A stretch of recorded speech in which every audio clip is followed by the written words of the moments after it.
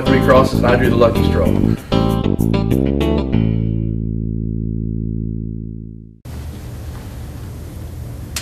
Hey, Barabbas, is that you? Hey, shh. Be quiet, man. Don't talk so loud. Hey, man, we thought you were in jail. What happened? How'd you get out? I was in jail, and I don't really understand how it all happened. I'm in there, there's these 2 other guys, and all 3 of us were supposed to be crucified. Next thing I know, they come in and they tell me, you're free to go. I don't question it, I'm just out of there. So, come to think of it, there was this big ruckus outside.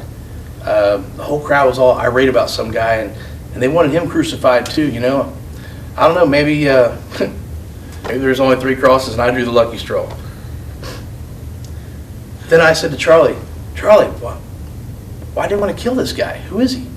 Charlie tells me that this was Jesus. He was a religious guy, been going around for a couple different years, about 3 years I guess, and doing healings and teaching people. And then he said that this Jesus claimed to be God. No wonder the people were irate about it. I mean, I can understand why the priests would want that guy out of the way, because the priests are nothing but a bunch of thieves anyhow. So then Charlie was telling me that there was this time where he was going down the street and they were in a funeral procession for his cousin. And Jesus comes out of the crowd and he grabs his cousin by the hand and he raises him to life. And the crowd, they're just in awe of this whole situation. And Jesus tells the people, if you'll just believe in me, I'll give you more than this. I'll give you eternal life. Now, I'm not a real religious man. I mean, I've been around the church way too long. I've seen way too many people, know too many things. But I'm thinking, Jesus was offering something to these people, just willing to give it up freely. I mean, how does that happen? Charlie told me that this Jesus, he never ever took an offering, never took a collection, didn't work anywhere. How does a guy like that live? What does he do?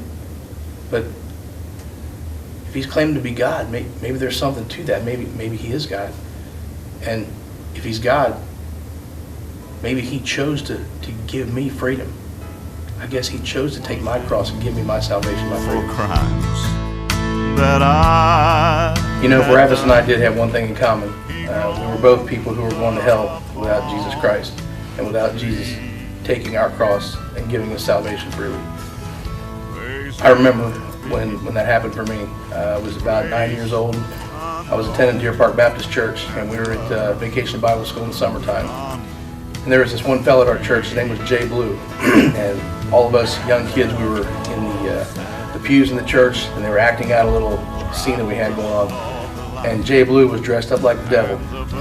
He came running up and down the aisles, and he kept saying, and you, you're going with me, and I'm taking you to hell, and we're all going together, and we're going to go, and we're going to have fun. And I was scared to death, because I didn't want to go anywhere where that devil was going. And all I knew is I wanted to be able to go to heaven and not have to go anywhere where that devil was going to be, because it was scary. So I went home that night, and I sat down with my dad in my bedroom. I'll never forget it. I sat on the end of my bed on my little wooden treasure chest toy box, and I asked my Dad, how can I not ever go anywhere where that devil's going to be? And he sat down, and he walked me through the Romans road.